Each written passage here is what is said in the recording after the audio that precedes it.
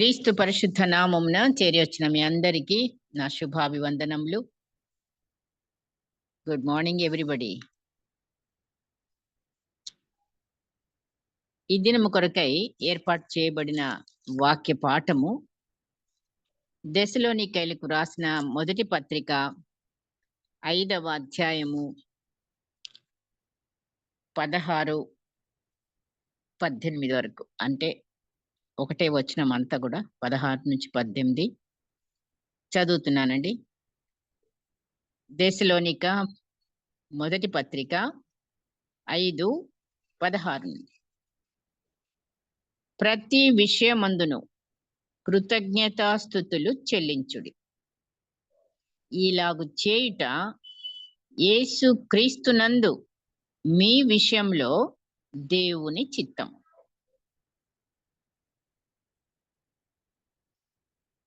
దేవునికి మహిమ ఘనత కలుగునుగాక. ఈ వాక్యం అనేక సార్లు మనం ధ్యానించాము, చదివాము. మనకి బాగా పరిచయమైన వాక్యం. అవును, మనం ఒక అంశంలో ఉన్నాము కదండి. ఏంటిదది? పరిశుద్ధాత్ముని యొక్క సహాయం లేనిదే మనం ఏమీ చేయలేం. ఆయన సహాయం చెయ్యాలి. ఆయన అప్పుడే గాని మరి మనము ఏ పనైనా చేయగలుగుతాం. ఆయన సహాయం చెయ్యాలంటే మొదటిగా మనము ధ్యానించుకున్నాం కొన్ని అంశాలు కదా. దేవుని అధికారంలో ఉన్న వారికి పరిశుద్ధాత్ముడు సహాయం చేస్తాడు. అవును, ఆయన మనంగా ఏమీ చేసుకోలేము. ఆయన అధికారంలో ఉంటే, దేవుని అధికారంలో మనం ఉన్న వాళ్ళమైతే తప్పకుండా మనకి ఆయన సహాయం దొరుకుతుంది. రెండోదిగా, దేవునికి ఇష్టలుగా ఉన్న వారికి మరి ఆయన సహాయం, ఆయన తోడు మనకి ఎల్లప్పుడూ ఉంటుంది. మనం ఒంటరిగా ఉన్నప్పటికీ ఆయనకి ఇష్టంగా ఉంటే అంతే చాలు, మరి మనకెంతో సహాయం అందుతుంది. అలాగే మూడుగా, ప్రసవ వేదనతో ప్రార్థించు వారికి ఆయన తప్పకుండా మన బలహీనతను చూసి ఆయన మనకి ఎలాగా మనం ప్రార్థించాలో, ఆ వేదన నుంచి తప్పించబడాలో మన పక్షంలో తానే విజ్ఞాపన చేసే దేవుడుగా మనకి సహాయం చేసే దేవుడు పరిశుద్ధాత్మ దేవుడు. 3. ఇప్పుడు 4 మనం పోయిన వారం చూసాము. ఆత్మవరములు సంఘ క్షేమార్థమై ఉపయోగించు వారికి. అవును, ఒక్కొక్కళ్ళకి ఆత్మ వరాలు దేవుడు ఎవరికీ లేకుండా లేము. ఏదొక్క వరం అయితే మనకున్నది, అది మనం దాన్ని వెలికి తీసి ఆ వరాన్ని మరి మన స్వార్థానికి కాకుండా సంఘ క్షేమార్థమై మనం ఉపయోగించినప్పుడు మనకి దేవుని యొక్క సహాయం, పరిశుద్ధాత్మని సహాయం మనకు అందుతుంది.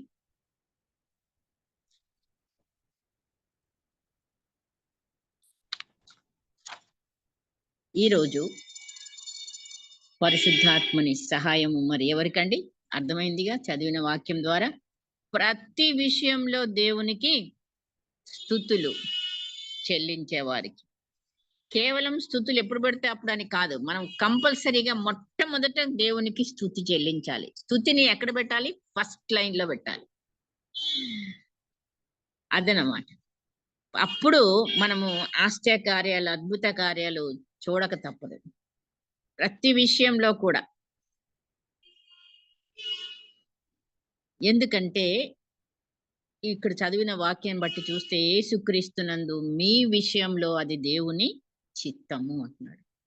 మనం దేవుని స్తుతించుటను మొట్టమొదటిగా పెట్టిన వారమై ఉండాలనే దేవుడు కోరుతున్నాడు. దేవుడు ఆ కోరిక కలిగి ఉన్నాడు, ఆయనను స్తుతించాలని. స్తుతించటకు మించిన ఆశీర్వాదం ఇంకొకటి లేదండి. కొత్త ఆశీర్వాదం కాదు, స్తుతించుటే మనకు ఆశీర్వాదంగా మారిపోద్ది. దానికి మించిన అత్యవసరము మరొకటి లేదు. మనకెన్నో అవసరాలు ఉంటాయి కదా. నిజంగానే. కానీ స్తుతించుటను మించిన అత్యవసరత అనేది మనకి లేదంట. అంతే మొట్టమొదటిగా ఆయనకి అస్సల అత్యవసరంగా మనం అర్జెంట్‌గా అన్నమాట స్తుతించాలి. ఆ! మన క్రైస్తవ జీవితాన్ని రూపాంతరం చెందించేది ఇంక మరొకటి లేదు. కేవలం స్తుతించుట తప్ప. సో, స్తుతించుట ద్వారా మనం రూపాంతరం పొందుతాం. అంతేనా? మన హృదయము కృతజ్ఞతతో నింపబడినప్పుడు మనకు, మన సేవకు నూతన శక్తితో ఆయన నింపుతాడు.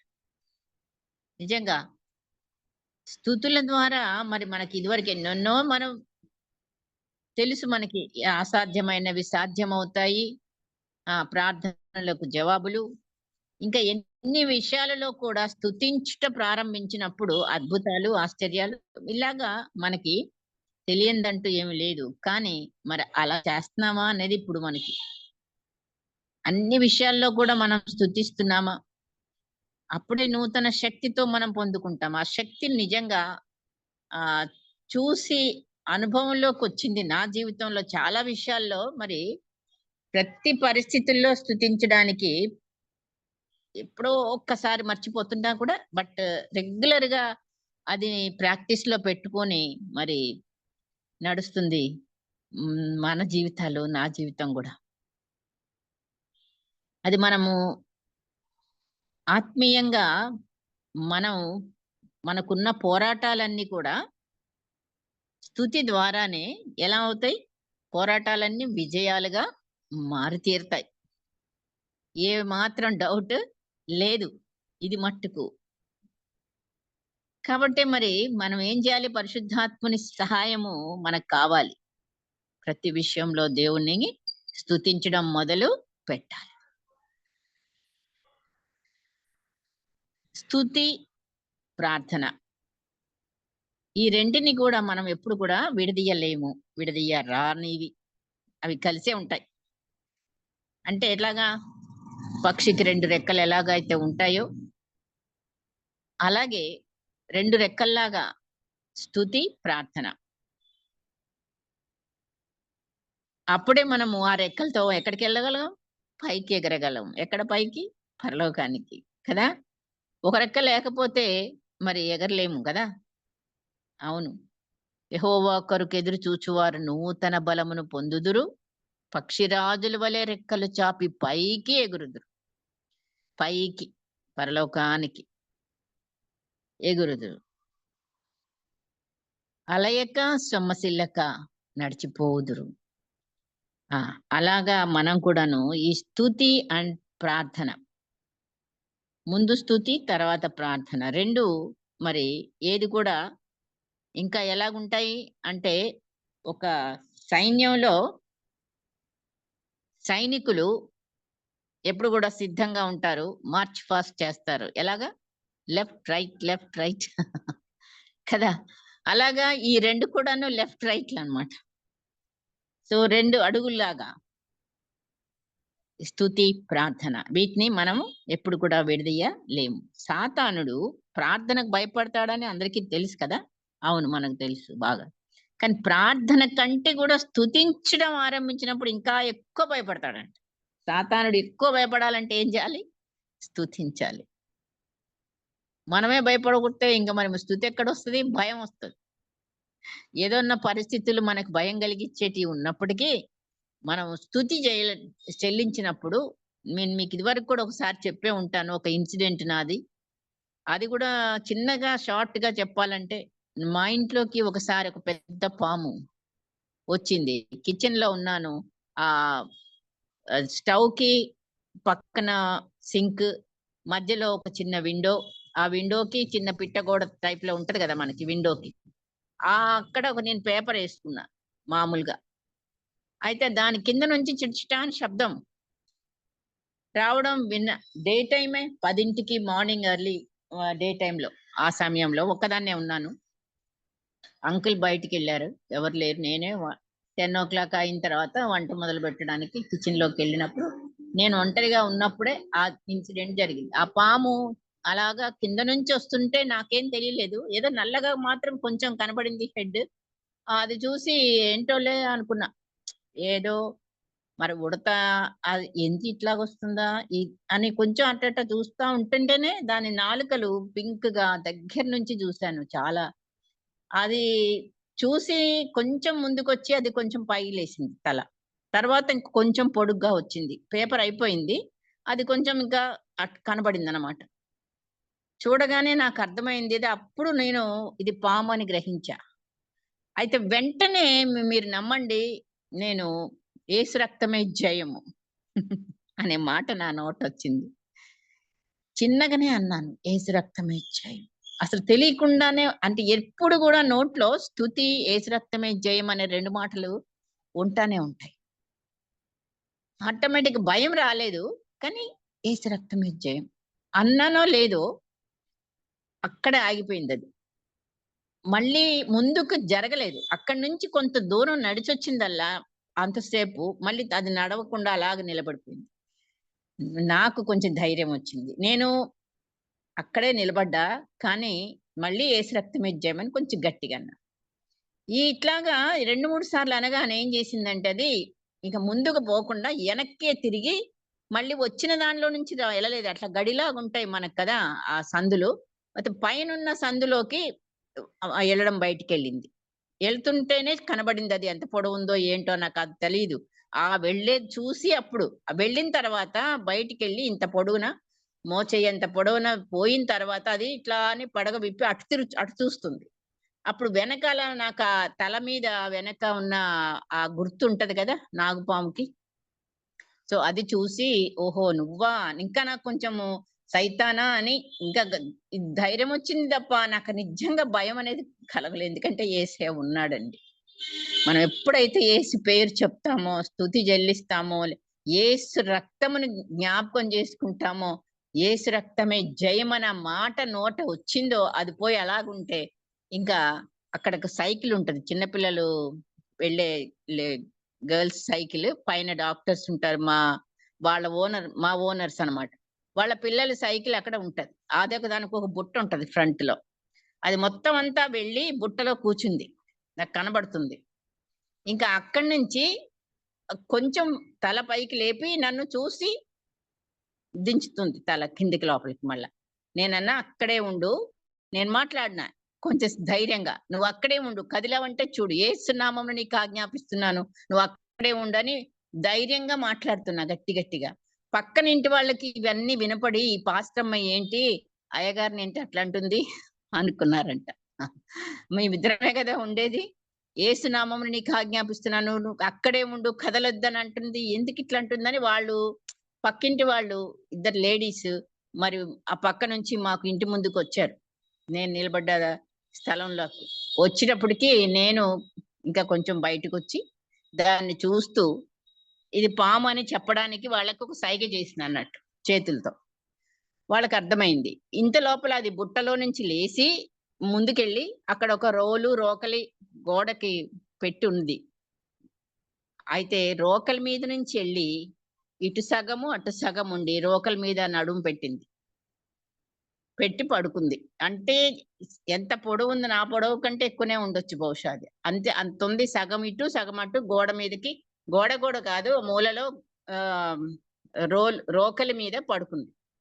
ఇంక అంతే. ఆ లేడీసు డాక్టర్ గారిని పిలిపిస్తాము ఉండండి అని చెప్పి మొ పిలిపిచ్చారు. దాన్ని చంపడం జరిగింది. నిజంగా చంపిన తర్వాత గూడా దాన్ని తీసుకెళ్ళి గేట్ దగ్గర పెడితే చాలా మంది జనాలు వచ్చారు. కొబ్బరికాయలు అమ్ముకునే ఒకతను కూడా బోండాలు అమ్ముకుంటూ వచ్చి సైకిల్ మీద నిలబడి, "ఇది చూస్తే కోడెనాగమ్మ. ఇది ఎక్కడికొచ్చింది? ఎవరికీ ఏం హాని కలగలేదు కదా! ఇదిగో ఈవిడ దగ్గరికే వచ్చింది ఈమె" అని నన్ను చూపిచ్చారు. అప్పుడు ఆయనన్నాడు, "ఈమెలో దేవుడున్నాడు." ఆశ్చర్యమేసింది. ఈమెలో దేవుడున్నాడు లేపోతే అది ఎగురుద్దండి. ఏదో పగ ఉందో మరి ఎందుకొచ్చిందో వచ్చింది. మొత్తానికైతే అది ఎగురుతది. అంత దూరం ఎగురుద్దంట పాము. అలాంటిది ఏమి గాకుండా ఈమె మరి బతికిందంటే ఈ రోజున ఆమెలో దేవుడున్నాడని ఆ మాట ఒక ఎవరో బోండాలు అమ్ముకునే అతనన్నాడు. నిజంగా అంత హానికరమైనవి ఇలాంటివి ఎన్నెన్నో మరి కొన్ని మరణాపాయాలు నుంచి తప్పించబడుతూ ఈరోజు సజీవ లెక్కలో ఉన్నాను అంటే అది చాలా చాలా ఆశ్చర్యం. నా జీవితంలో ఎన్నెన్నో జరిగినాయి. కొన్ని కొన్ని మరణాపాయాల నుంచి ప్రభువు తప్పించి రక్షించాడు. అలాంటి సమయాల్లోనే మరి మనము ఏం చెల్లించాలి దేవుడికి? అయినంక స్తుతి చెల్లించడం కాదు, అడ్వాన్స్‌గా స్తుతి చెల్లించే బిడ్డలంగా మనము సిద్ధపడాలి. నిజంగా మరి అలాంటి ఇన్సిడెంట్స్ జీవితంలో చాలా జరిగినాయి. కాబట్టి మొదట నంబర్ 1 మనం ఎందుకు స్తుతి చెల్లించాలి? అది దేవుని చిత్తం. కనుక దేవుని చిత్తము మనం చదువుకున్న వాక్యంలో ఉంది. ప్రభువు నేర్పిన ప్రార్థనలో ఉంది. ఏముంది? నీ చిత్తము పరలోకమందు నెరవేర్చున్నట్టు భూమి మీదను నెరవేరునుగా. పరలోకమందు ఎలా నెరవేరుతుంది? ఆయన చిత్తము అంటే మనకు పరలోకంలో వాతావరణం చూపించింది ఎవరండి? యోహాను గారి దర్శనం ద్వారా యోహానుకు చూపించబడింది. అది నేడు నీకు నాకు కూడా కనబడుతుంది. మరి ఆయన మరి ప్రకటన గ్రంథంలో చూస్తే మనం 4వ అధ్యాయము 9వ అధ్యాయంలో కూడా 7వ అధ్యాయం 4 ప్రకటన 2 నుంచి 11 వరకు రాయబడిన వాక్యాల్లో క్లుప్తంగా చెప్తున్నా. మరి ప్రకటన 7, 9 నుంచి 12 వరకు రాయబడిన ఆ వాక్యాలు చదివితే మనకి దేవుని యొక్క చిత్తం ఏంటి? ఆయన సింహాసనాసీనుడు. ఆ సీన్ చూస్తే మరి ఆయన చుట్టూ 24 పెద్దలు, 4 జీవులు, మరి అందరూ కూడా ఏమని చెప్తున్నారు? మా దేవునికి స్తుతి, మహిమ, ఘనత, కృతజ్ఞతాస్తుతులు చెల్లిస్తున్నారు. 24 పెద్దలు ఎవరు? 12 పాత నిబంధనలో ఇశ్రాయేలు యొక్క కుమారులు 12 గోత్రముల వారు. అలాగే మరి నూతన నిబంధనలో యేసయ్య శిష్యులు 12 మంది. 24 పెద్దలు, అక్కడ యూదులు, అన్యులు మొత్తం అందరు కూడాను మరి ప్రభువుని ఏం చేస్తున్నారు? ఆరాధిస్తున్నారు. రాత్రింబగళ్ళు కూడా అక్కడ ఏం జరుగుతుంది? ఆయనకు ఆరాధన జరుగుతుంది. పరిశుద్ధుడు పరిశుద్ధుడు పరిశుద్ధుడని మరి మహిమ, ఘనత, కృతజ్ఞతాస్తుతులు కలుగునుగా. కానీ మరి అక్కడ అలా జరుగుతున్నప్పుడు దేవుని చిత్తం ఏంటి? భూమి మీద కూడా అది నెరవేరునుగాక కదా ఆయన చిత్తము. సో ఇక్కడి నుంచి కూడా మనం ఏం కావాలి? ఇశ్రాయేలీలు చేయి స్తోత్రముల మీద ఆయన ఆసీనుడై ఉన్నాడు అనే మాట మనం చదువుతున్నాం కదా. మరి అక్కడ అన్యజనులు ఉన్నారంటే మనలాంటివా? వెళ్ళిన వాళ్ళందరూ కూడా. సో ఇక్కడ భూమి మీద కూడా మనము నిత్యము మనం చేయాల్సిన పని స్తుతి చెల్లించుటే ప్రభువుకి. అదే మరి ఆయనకి మహిమ. భూమి మీద ఉన్న సమస్త సృష్టి కూడా చెల్లిస్తున్నది, దేవునికి స్తుతి చెల్లిస్తుంది. ఎందుకంటే మన కీర్తనలు చూడండి, ప్రతి కీర్తనలో స్టార్టింగ్ స్తుతి స్తుతి స్తుతి. ఎన్ని కీర్తనలు దావీదు రాశాడంటే అందుకనే ఆయన మరి దైవ చిత్తానుసారుడైన బిడ్డగా ఆయన ఎన్నుకున్నాడు, చెప్పాడు దేవుడే సాక్షిగా. మరి నిజంగా మరి ఆ దేవుని యొక్క చిత్తం ఏంటో అతను గ్రహించి ఎల్లప్పుడూ స్తుతి స్తుతి స్తుతి లేకుండా మరి ఆయన స్తుతి చెల్లిస్తూ మీరు కూడా చెల్లించండి అంటాడు కదా మధ్య మధ్య అన్ని కీర్తనలలో. ఎంతో ప్రతి స్తుతి మనం చూస్తా ఉంటాము. దావీదు గారు అలాగా దేవుణ్ణి అన్ని పరిస్థితుల్లో స్తుతించుకుంటూ వచ్చాడు. సో భూమి మీద మనం ఏం చేయాలి? సమస్త సృష్టి దేవుణ్ణి స్తుతిస్తా ఉంది. మరి పశువులు, మరి చెట్లు, చేమలు మొత్తం అన్ని కూడాను దేవుణ్ణి ఆహ్లాదంగా స్తుతిస్తున్నప్పుడు మరి మానవులమైన మనమే ఈ స్తుతికి ఎంత దూరంగా ఉన్నామా, దగ్గరగా ఉన్నామా? మన నోట మరి మనం ఎంత ఆయనని మహిమపరుస్తున్నాం స్తుతించి అనేది మనం ప్రశ్నించుకోవాల్సిన ప్రశ్నే. కాబట్టి ఏదో ప్రార్థన చేసినప్పుడే కాస్త స్తుతి చెల్లించి ఇక తర్వాత మన పనులు మనమే మరి ఇంకా రకరకాలుగా మనం ఉంటున్నామా? ఎంత టైం ఆయనకి మనం స్తుతి చెల్లించడానికి భూమి మీద నువ్వు నేను ఉపయోగిస్తున్నాము? ఆ టైంని ఎంత టైం వెచ్చిస్తున్నాము అనేది మనం నిజంగా ఆలోచించుకోవాలి. ఆయనకి మరి అలా చెల్లించినప్పుడే మనకి మరి ఎంతనో ఆశీర్వాదం. ఖచ్చితంగా. మరి ఒకటి ఆయన చిత్తం అన్నాము స్తుతించుట. 2 స్తుతించుట ద్వారా మేలు, జయము ప్లస్ జయము.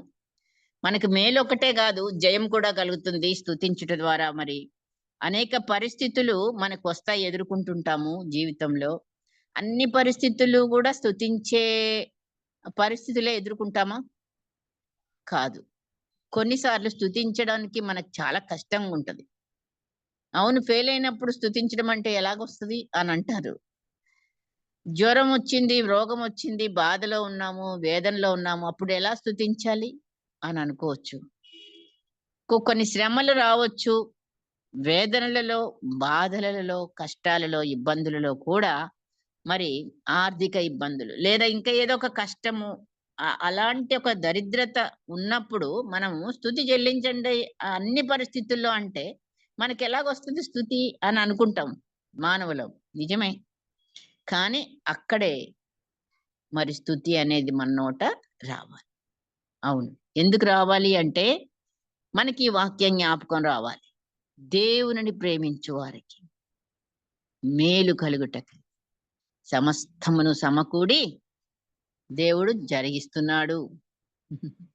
అది గుర్తు రాదు కదా!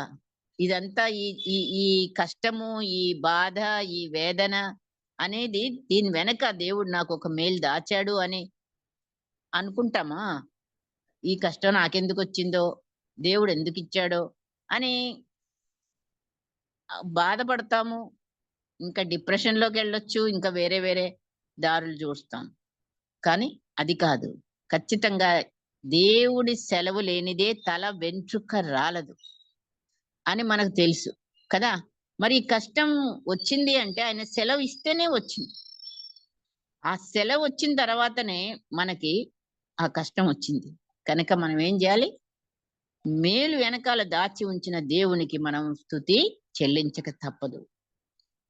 ఇం అన్నిటికంటే గొప్ప శ్రమ, గొప్ప కష్టం, గొప్ప కన్నీరు దేనికి? మనకి మరణం. అవును. ఆ మరణం స్థితిలో కూడా మనం స్థుతించగలమా? నో. చెల్లించలేం. కష్టమండి అని అంటాం. నిజమే. కానీ చెల్లించక తప్పలేదు. ఎందుకంటే ఒక మానవుడే మరి ఒకే టైంలో ఆయనకున్న 10 మంది పిల్లలు చనిపోవడం. అది మరి బాధ కాదా? ఘోరమైన బాధ. ఎదిగిన బిడ్డలు. మామూలు కాదు. మళ్ళీ ఆయన ఒక నీతిమంతుడు అని దేవుడి ద్వారా సాక్ష్యం పొందిన వ్యక్తి. మరి నిజంగా యోబు ఇది కథ కాదు గదా! నిజమే గదా! జరిగిందే గదా! ఒక మానవుడు ఎలాగా స్తుతించగలిగాడు? దేవుడిచ్చెను, దేవుడు తీసుకొని పోయెను. దేవుని నామమునకు స్తుతి కలుగును గాక అనే మాట అదే మూమెంట్‌లో రావాలి. అవును, రావాలి. మనకి రావాలి. నేర్చుకోవాలి. మనము ఏడుస్తాం. నిజమే. ఏడుస్తాము. మనకి కలిగిన బాధను బట్టి దుఃఖించడంలో తప్పు లేదు. కానీ దేవునికి మొదటిగా మనం ఏం జేయాలి? స్తుతి చెల్లించాలి. అవును. ఇది ప్రాక్టికల్‌గా మనం పెట్టుకోవాలి అంతే. ఎందుకంటే ఇది వాక్యము. ఆయన దాని ద్వారా మనకొక మేలు దాచిపెట్టి ఉంచిన దేవుడు. మరి జయం కూడా అని అంటున్నాడు గదా! అవును. యెహోషాపాతు రాజుకి రాలే జయం మరి? ఉపవాస దినాన్ని ప్రకటించాడు. జనులందరినీ పోగేశాడు. ప్రార్థన చేశాడు. తనను తాము తగ్గించుకున్నారు. మరి అక్కడ ప్రవక్త లేడు. కానీ ఎవరో లేవీయుడు ద్వారా దేవుని ఆత్మ అతని మీదకొచ్చి ఆయన మరి ప్రకటించాడు. మీరేం భయపడకండి. మీరు యుద్ధానికి సిద్ధమై ఎళ్ళండి. మీరు పోట్లాడవలసిన పనే లేదు. అక్కడ ఆయన చూసుకుంటాడంతా. మీకు రక్షణే, మీకు జయమే అని ప్రవచనం ఎవరో ద్వారా సాధారణ వ్యక్తే. లేవీయుడే అది వరకు ముందు ఆయన ప్రవక్త అని కాడు. అట్లా దేవుని కార్యాలుంటాయి. మరి వాళ్ళలాగా మరి దేవుణ్ణి వేడుకున్నప్పుడు అక్కడ దేవుడు వాళ్ళ ద్వారా తన ద్వారా చెప్పించిందేంటంటే, మీరు రేపు బయలుదేరండి. ఫలానా దారిన వెళ్ళండి. ఎళ్ళండి అనన్నాడు. సిద్ధపడి ఎళ్ళండి అన్నాడు. కానీ మీరు పోట్లాడాల్సిన పని లేదన్నాడు. అంతవరకే చెప్పాడు సుమా. ఇంకొక మాట చెప్పలేదాయన. కానీ తనకు తానుగా మరి యెహోషాపాతు ఏం సిద్ధం చేసుకున్నాడు? యుద్ధానికి సైన్యానికి ముందు గాయకులను ఏర్పాటు చేశాడు, స్తుతి చెల్లించే వారిని ఏర్పాటు చేశాడు. బూరలు ఊదుకుంటా, స్తుతి చెల్లించుకుంటా, పాటలు పాడుకుంటా యుద్ధానికి వెళ్ళడం. అది ఎవరు చెప్పలేదు ఆయనకి. ఆయన దేవుడు ద్వారా ఈ ఈ మాటలు చెప్పించబడలేదు. మీరు స్తుతి చెల్లిస్తూ వెళ్ళండి అని మాత్రం ఆ ప్రవక్తలాగా మరి చెప్పిన. భయపడకండి, దేవుడున్నాడు, ఆయన మీకు తోడై ఉన్నాడు, మీకే పని లేదు, యుద్ధం చేయకుండానే మీకు విజయం వస్తుంది అని, అంతే. కానీ తను సిద్ధపాటు గాయకుల్ని పెట్టి సైన్యానికి ముందు నడిపించుకుంటూ, మరి బూరలు ఊదించుకుంటూ, పాటలు పాడుతూ స్తుతి చెల్లించినప్పుడు ఆ వచ్చే సైన్యం దగ్గర దాకా రాకుండానే వీళ్ళు చూసిందల్లా సైన్యాన్ని జనాల్ని చూడలేదు సుమా. ముగ్గురు రాజులు వస్తూ ఒకరినొకరు పొడుచుకొని అందరు శవాలైపోయినారు. శవాలను చూశారండి బాబు వీళ్ళు యుద్ధానికి వెళ్ళి. ఆల్రెడీ దేవుడే అక్కడ వారితో యుద్ధం జరిగించి. నిజంగా దేవుని కార్యాలు చాలా ఆశ్చర్యంగా ఉంటాయి. ఇప్పుడు మనకి ఏదో ఒక్క లోపము, ఏదో ఒక్క కష్టము, ఏదో ఒక్కది లేకుండా ఎవ్వరం లేము. కానీ మెయిన్లీ మనం చేయాల్సింది, ప్రభువా ఈ పరిస్థితిని మీరు కల్పించినందుకు నీకు కృతజ్ఞతాస్తుతులు చెల్లిస్తున్నాను. అన్ని విషయాలలో, పిల్లల గురించి, భర్త గురించి, ఉద్యోగాలు ఉన్నా లేకపోయినా, ఇంకా మరి ఏదైనా సరే గాక అక్కడ మనం స్తుతియే చెల్లించినప్పుడు 100కి 100 పాళ్ళు మేలు తప్పకుండా నేను చూస్తామండి. దేవుని యొక్క మరిది చెప్పిన మాటని మనం ప్రాక్టికల్ గా పెట్టుకోవాలి. మూడవదిగా చూస్తే ముందుగా అడ్వాన్స్ గా స్తుతి చెల్లించటం. జరిగినాకనే మనం కార్యాలు చూస్తాము. తప్పకుండా దేవుడికి కృతజ్ఞత. పాస్ అయిన తర్వాత, పెళ్ళైన తర్వాత, ఉద్యోగం వచ్చిన తర్వాత, అన్ని తర్వాతనే మనం స్తుతి చెల్లిస్తాం, స్తుతి కూటాలు పెట్టుకుంటాం దేవునికి. కానీ అడ్వాన్స్ గా ఎప్పుడు చెల్లిస్తాం? చెల్లించడం కొద్ది కష్టం కదా. కాబట్టి ముందుగానే చెల్లించింది ఎవరు? మనకు ముందున్న యేసయ్యనే చూడండి. మరి లాజర్ని బ్రతికించే ముందు యోహాను సువార్త 11వ అధ్యాయం 41లో ఆయన లాజర్ని ముందు లేపలేదు. లేపక ముందు ఒక చిన్న ప్రార్థన చేశాడు. తండ్రి, నీవు నా మనవి వినినందులకు నీకు కృతజ్ఞతాస్తుతులు చెల్లించుచున్నాను. చదవండి తర్వాత అయినా 11 యోహాను 41వ వచనం. ఆ తర్వాత లాజరు బయటికి రా అని గట్టిగా చెప్పాడు.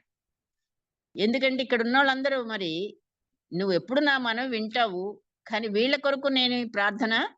అందుకని అడ్వాన్స్ గా దేవుడు యేసయ్య లాజర్ని బట్టి నా మనవి నీవు వినినందుకు, ఇంకా అక్కడ జరగలేదు కార్యం, లాజర్ వచ్చిన తర్వాత చేయలే ఈ ప్రార్థన, ముందే చేస్తున్నాడు.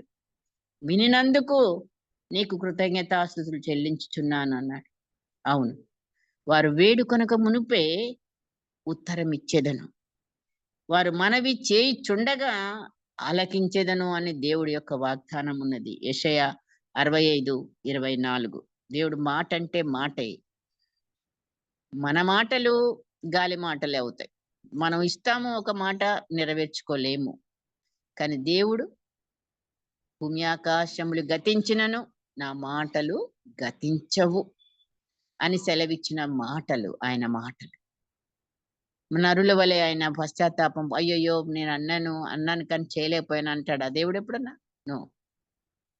ఆయన ఒక మాట ఇచ్చాడంటే ఖచ్చితంగా ఆయన నెరవేర్చే నమ్మదగిన దేవుడు.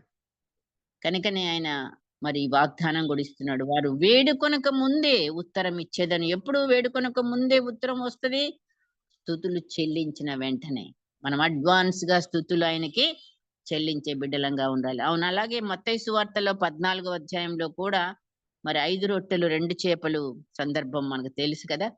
అక్కడ కూడా ఆయన బైబిల్లో ఈ మాటలు చూస్తే 19వ వచనం చదివితే, మత్తయి 14:19, ఆయన 5 రొట్టెలు 2 చేపలు పట్టుకొని ఆకాశం వైపు కన్నులెత్తి ఆశీర్వదించి అని రాయబడింది బైబిల్లో. దానికి మీనింగ్ నంబర్ 1 అని పెట్టి చిన్నగా కింద ఫుట్ నోట్ లో మీనింగ్ ఉంది. ఏంటి అర్థం? స్తోత్రము చేసి. సో అవి 5 రొట్టెలు 2 చేపలు పైకెత్తి ఆకాశం వైపు చూస్తూ స్తోత్రము చేసి ఆ రొట్టెలు విరిచి శిష్యులకు ఇస్తే వాళ్ళు పంచడం జరిగింది. మనకు తెలుసు.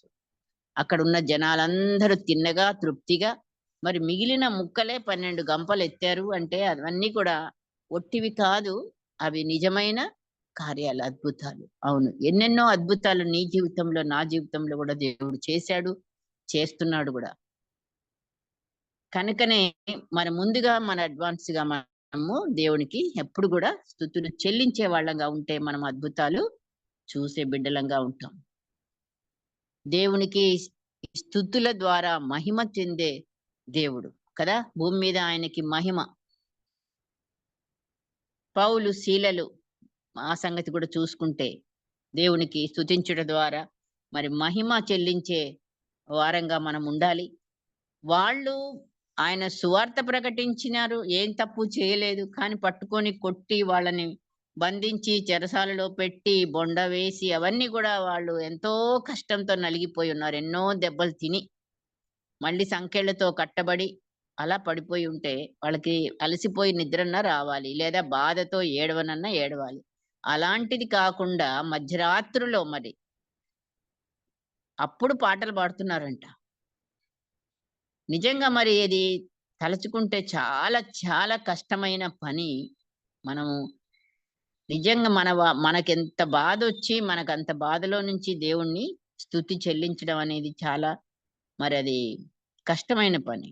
కానీ అలాంటి సమయంలో కూడా మరి పౌలు, శీలలు దేవుణ్ణి స్తుతిస్తూ పాటలు పాడినప్పుడు మరి అక్కడ జరిగిన కార్యం గూడా మనకు తెలుసు. భూకంపం రావడము, సంకెళ్ళు విడిపోవడము, అందరూ మరి ఆ చెరసాల నాయకుడు కత్తి పొడుచుకొని చంపుకోవాలనుకున్నాడు. ఇక వీళ్ళందరూ ఎళ్ళిపోయి ఉంటారని. కానీ వాళ్ళెవరు ఎళ్ళలేదు. మేమందరం ఇక్కడే ఉన్నాము. నువ్వేం పొడుచుకోవక్కర్లేదు అని చెప్పినప్పుడు అప్పుడు ఆయనకి నేనేం చెయ్యాలి అని ఆయనకి మారు మనసు రావడం. ఆయన రక్షించబడడం. వీళ్ళు ఆయనకు ఆ మధ్యరాత్రుల్లోనే వీళ్ళ కట్లు కడిగి, వాళ్ళకి భోజనం బెట్టి, మరి ఇంత చేశాడు అతను. మరి ఇవన్నీ కార్యాలు ఆయన మారు మనసు రక్షణ దేవునికేంటండి? మహిమ. నిజంగా మరి మనం స్తుతించుట ద్వారా దేవునికి మహిమ తెచ్చే బిడ్డలంగా మనమున్నామా? స్తుతి యాగమునర్పించువాడు నన్ను మహిమపరచుచున్నాడు అని నేను వానికి దేవుని రక్షణ కనపరిచినట్లు వాడు మార్గము సిద్ధపరచుకొనెను అని కీర్తన 50వ అధ్యాయం 23వ వచనం. నిజంగా మరి స్తుతి యాగం అర్పించే బిడ్డలంగా ప్రతి పరిస్థితిలో మరి ప్రత్యేకించి మనకున్న బాధలలో, వేదనలలో మనం స్తుతిని అర్పిస్తున్నామా లేదా?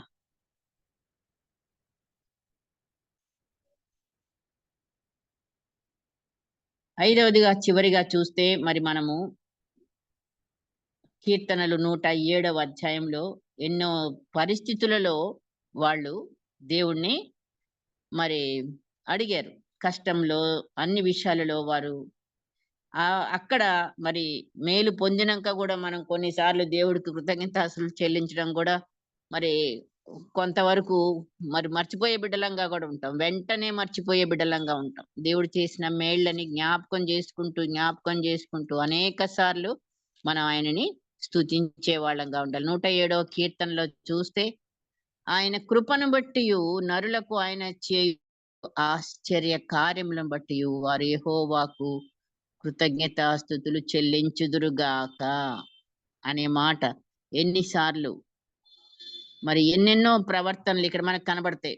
వాళ్ళు ఆకలి దప్పులతో ఉన్నప్పుడు, ప్రాణం సొమ్మసిల్లినప్పుడు లేదా ఇంకా మరి వాళ్ళు కష్టాల్లో, బాధలలో కట్ల చేత బంధించబడి ఉన్నప్పుడు, వాళ్ళ బుద్ధిహీనతతో మరి వాళ్ళు బాధ తెచ్చుకున్నప్పుడు, ఇవన్నీ విషయాలలో కూడా వాళ్ళు కష్టదినమందు యెహోవాకు వారు మొరపెట్టిరి. మొరపెట్టి జవాబు వచ్చిన తర్వాత గూడా మనము ఆ! స్తుతి చెల్లించే వారంగా ఎట్టి పరిస్థితుల్లో మర్చిపోయే వారంగా ఉండకూడదు. ఎప్పుడో చేద్దాంలే, ఎప్పుడో కృతజ్ఞత కూడిక పెట్టుకోవచ్చులే, అన్ని డబ్బులున్నప్పుడో, ఎప్పుడో అనుకూల సమయంలో అని కాదు. వెంటనే కృతజ్ఞత చెల్లించే వారంగా ఉండాలి. స్తుతి, కృతజ్ఞత అది మనకి అది ప్రతి పరిస్థితి చిన్న చిన్న విషయాలే గాని, పెద్ద విషయాలే కానీ, మనకు ఎంతో కష్ట విషయం లో మరి మనకి ఒక మేలు జరిగినప్పుడు కూడా మరి ఈ రీతిగా వాళ్ళు ఎలాగ కష్టకాలమందు వారు యెహోవాకు మొరపెట్టిరి. ఆయన కృపను బట్టియు నరులకు ఆయన చేయు ఆశ్చర్య కార్యములను బట్టియు వారు యెహోవాకు మనకేమైనా కార్యం జరిగిందా? జరిగినాయి. ఎన్నో కార్యాలు మీ జీవితంలో, నా జీవితంలో జరిగింది. కనుకనే మనం ఈ కృతజ్ఞతా స్తుతి అనేది ఎవ్రీ టైం మనకు ఉండాలి నోట్లో. ఎందుకంటే ఎన్నో కార్యాలు ఆయన చేశాడు. అవన్నీ కూడా లిస్ట్ గుర్తుపెట్టుకొని మనం అవన్నీ మళ్ళీ దేవుని దగ్గర చెప్పినప్పుడు ఇప్పుడొచ్చిన ప్రాబ్లమ్ ఆటోమేటిక్ గా తొలగిపోద్ది. ఇన్ని విషయాలలో నాకు నువ్వు మేలు చేశావు, నీకు కృతజ్ఞతాస్తుతులు చెల్లిస్తున్నాను ప్రభువా. ఇప్పుడున్న పరిస్థితిని బట్టి కూడా నీకు కృతజ్ఞతాస్తుతులు చెల్లిస్తున్నాను అన్నారా? ఖచ్చితంగా ఆ పరిస్థితి నుంచి మనకి విడుదల దేవుడు చూపిస్తాడు. చివరిగా క్రీస్తునందున్న మన సహోదర సహోదరీల నిమిత్తమై మనము ఏం చెల్లించాలి? కృతజ్ఞతాస్తుతులు చెల్లించాలంట. మన గురించి మనమేగా ఇప్పటిదాకా చెప్పుకున్నాము. మనకు మేలు చేయలేదు, అడ్వాన్స్ గా చెల్లించుకోవడం, లేదా మేలు చేసినాక చెల్లించడము. మరి ఈ రకంగానే కానీ ఖచ్చితంగా మరి మనము ఇతరుల మేలు కోరి వారి నిమిత్తమై మనం కృతజ్ఞతాస్తుతులు చెల్లించడం అది మర్చిపోకూడదు. పౌలు గారు అలా చేశాడు. 1 కొరింథీ పత్రిక 1:4 మరి క్రీస్తు యేసునందు మీకు అనుగ్రహింపబడిన దేవుని కృపను చూచి మీ విషయమై నా దేవునికి ఎల్లప్పుడూ కృతజ్ఞతాస్తుతులు చెల్లించుచున్నాను. మీ విషయమై నా దేవునికి ఎల్లప్పుడూ కృతజ్ఞతాస్తుతులు చెల్లిస్తున్నాను. అలాగే ఎఫెసీ పత్రిక చూస్తే మరి కూడా 1వ అధ్యాయము 16వ వచనం.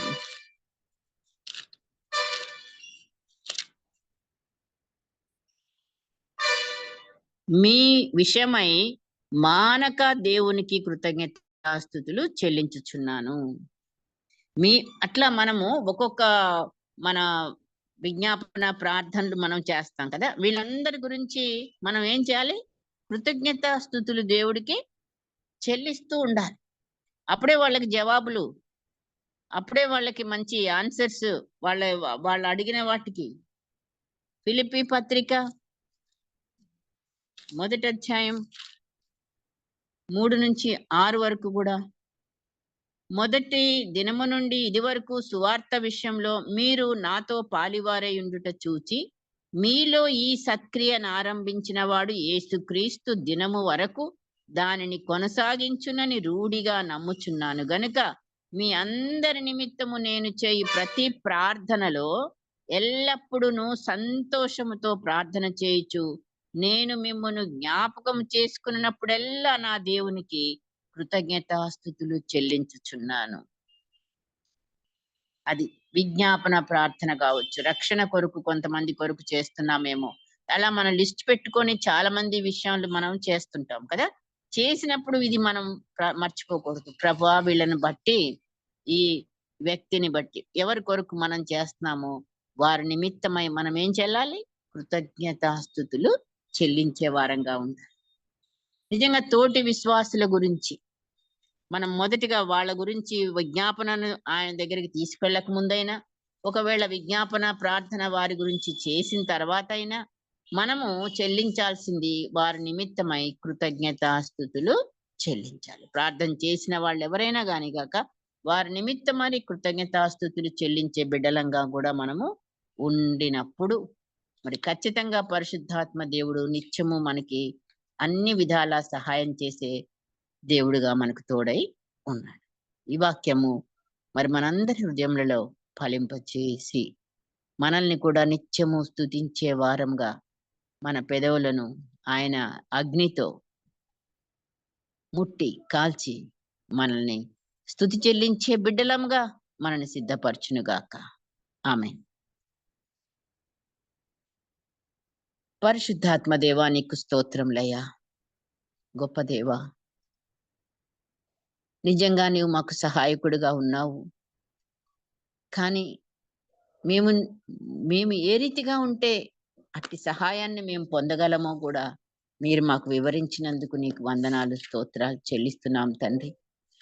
దేవునికి ప్రభువా, మేము ఆయన అధికారంలో ఉండే బిడ్డలముగా ఉండాలని, అలాగే తండ్రి మా ప్రార్థనలు ప్రసవ వేదనతో కూడినవై ఉండాలని, దేవునికి ఇష్టులైన బిడ్డలముగా మా ప్రవర్తన ఉండాలని, మాకిచ్చిన తలాంతులు ఆత్మ వరములు నాయన మా యొక్క సంఘ క్షేమార్థమై ఉపయోగింపబడే బిడ్డలముగా, ఉపయోగించే బిడ్డలముగా మేము ఉండాలని ప్రభువా మీరు మాతో నాతో మాట్లాడారు. చివరిగా ప్రభువా ప్రతి విషయంలో నీకు దేవునికి కృతజ్ఞతాస్తుతులు. మా ప్రార్థనలో మొదటిగా స్తుతి చెల్లించి నెక్స్ట్ మేము మా విన్నపాలు విజ్ఞాపనలు తీసుకురావడానికి కూడా ఇది నీ చిత్తమని, స్తుతించుడి ద్వారా గొప్ప మేలు జయమని, అద్భుతములు ఆశ్చర్యములు చూస్తామని, అడ్వాన్స్ గా స్తుతులు చెల్లించాలని, అయా మరి మా తోటి తండ్రి విశ్వాసుల కొరకు కూడా మేము స్తుతి చెల్లించాలని మాతో నాతో మాట్లాడిన దేవా నీకు లెక్కలేని వందనాలు, స్తోత్రాలు. పరిశుద్ధాత్మదేవా మాకు నాయనా నీ సహాయం లేనిది మేము ఒక అడుగు ముందుకు వేయలేము, ఊపిరి తీర్చుకోలేము నాయన. అయా మేము జీవిస్తున్నామంటే అది కేవలం నీ కృపనే. అందును బట్టి నీకు కృతజ్ఞతాస్తుతులు చెల్లిస్తూ విన్న వాక్యం అందరి హృదయంలో ఫలింపచేసినందుకై స్తోత్రాలు చెల్లిస్తూ ఈ బిడ్డలను నన్ను మీ కృపాసనం మీద ఎత్తి పట్టుకొని నీ ఆశీర్వాదమునకు అప్పగించుకుంటూ యేసు నామమున బ్రతిమాలి వేడుకొనుచున్నాము తండ్రి. ఆమేన్.